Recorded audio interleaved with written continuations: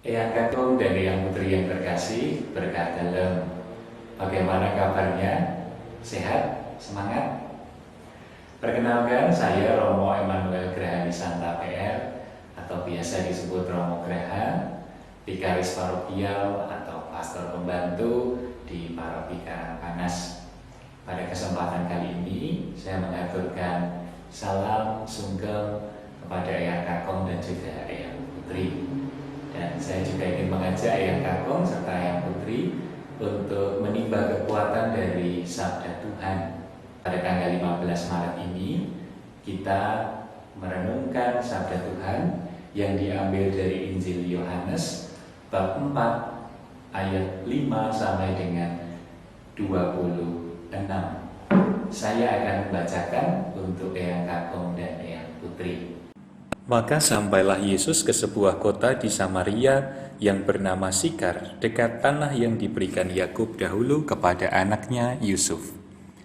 Di situ terdapat sumur Yakub. Yesus sangat letih oleh perjalanan, karena itu ia duduk di pinggir sumur itu. Hari kira-kira pukul 12. Maka datanglah seorang perempuan Samaria hendak menimba air. Kata Yesus kepadanya, "Berilah aku minum." Sebab murid-muridnya telah pergi ke kota membeli makanan. Maka kata perempuan Samaria itu kepadanya, "Masakan engkau seorang Yahudi minta minum kepadaku seorang Samaria?" Jawab Yesus kepadanya, "Jikalau engkau tahu tentang karunia Allah dan siapakah dia yang berkata kepadamu, 'Berilah aku minum,' niscaya engkau telah meminta kepadanya, dan ia telah memberikan kepadamu air hidup." Kata perempuan itu kepadanya, "Tuhan, engkau tidak punya timba dan sumur ini amat dalam. Dari manakah engkau memperoleh air hidup itu? Adakah engkau lebih besar daripada bapa kami Yakub yang memberikan sumur ini kepada kami dan yang telah minum sendiri dari dalamnya, ia serta anak-anaknya dan ternaknya?" Jawab Yesus kepadanya, "Barang siapa minum air ini, ia akan haus lagi. Tetapi barang siapa minum air yang akan kuberikan kepadanya, ia tidak akan haus untuk selama-lamanya.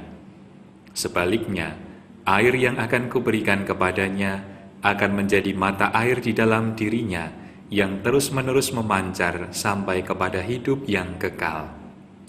Kata perempuan itu kepadanya, "Tuhan, berikanlah aku air itu, supaya aku tidak haus dan tidak usah datang lagi ke sini untuk menimba air."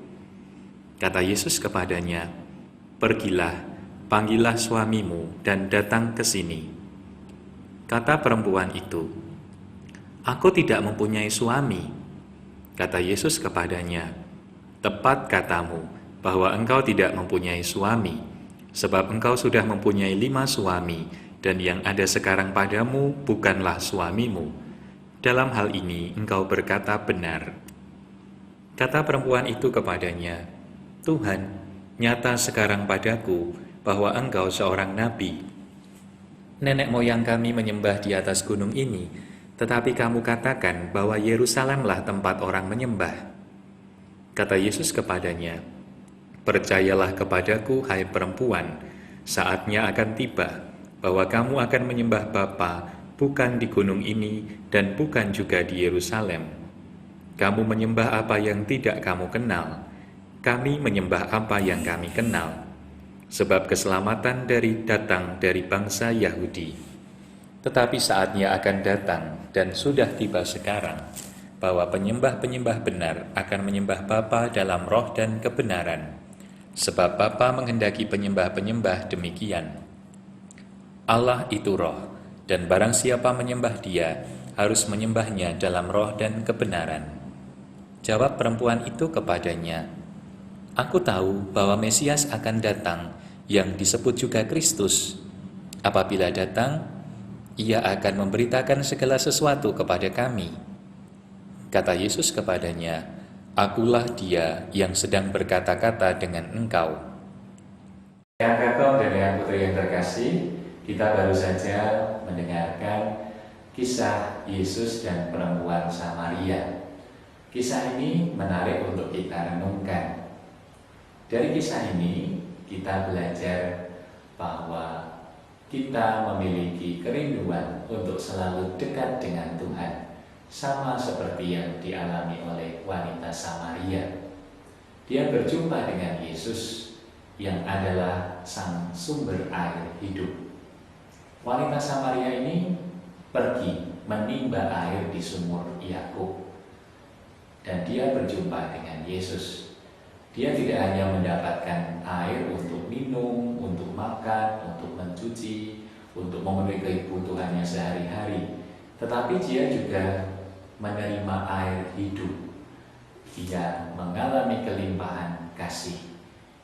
Wanita Samaria ini yang dianggap sebagai orang berdosa, tetapi dia mengalami kasih Allah yang berlimpah. Saya yakin kita semua mengalami kasih Allah itu. Mungkin Eyang Kakong, Eyang Putri pernah merasa saya sendirian, saya sakit, saya sudah tidak bisa melakukan ini itu seperti dulu lagi. Tetapi saya yakin kasih Allah selalu Eyang Kakong dan Eyang Putri rasakan. Ada keluarga, ada teman, ada orang-orang yang memperhatikan Eyang Kakong dan Eyang Putri. Ini semua adalah tanda bukti bahwa Allah mengasihi Eyang Kakong dan Eyang Putri.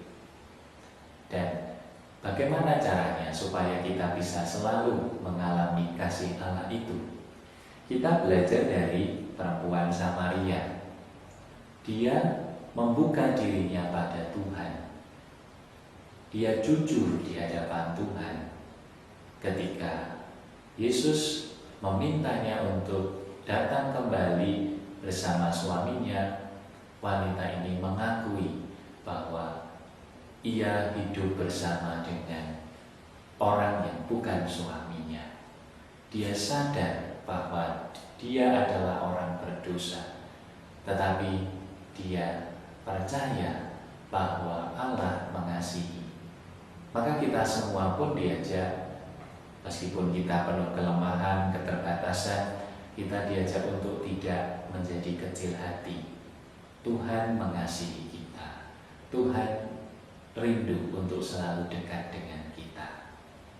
Kita diajak untuk jujur, untuk menerima diri kita, mengalami segala keterbatasan dan kekurangan kita sebagai pengingat agar kita selalu mengandalkan Tuhan dalam hidup kita. Maka Eyang Kakong, Eyang Putri, saya mengajak Eyang Kakong dan Eyang Putri untuk selalu bersemangat, optimis, bersukacita, mengerjakan aktivitas dengan penuh kegembiraan. Itu semua tanda bahwa kita bersyukur, kita membuka diri kita pada berkat dan rahmat Tuhan, dan kita akan mengalami kelimpahan kasih. Kita akan mengalami air hidup yang tidak akan pernah surut. Maka mari kita mohon dan kita berjuang agar hidup kita sungguh menjadi hidup yang penuh dengan kasih, hidup yang berkelimpahan berkat, karena kita mau mengandalkan Tuhan dalam hidup kita. Jadi perkenankanlah saya mengaturkan berkat bagi Eyang Kakong dan Eyang Putri. Tuhan bersamamu dan bersama rohmu. Semoga Eyang Kakong, Eyang Putri, keluarga, orang-orang yang mengasihi Eyang Kakong dan Eyang Putri, serta seluruh karya, usaha, perjuangan yang dilakukan oleh Eyang Kakong dan Eyang Putri senantiasa dibimbing, dilindungi, dan diberkati oleh Allah yang Maha Kuasa, Bapa dan Putra dan Roh Kudus. Amin. Berkah dalam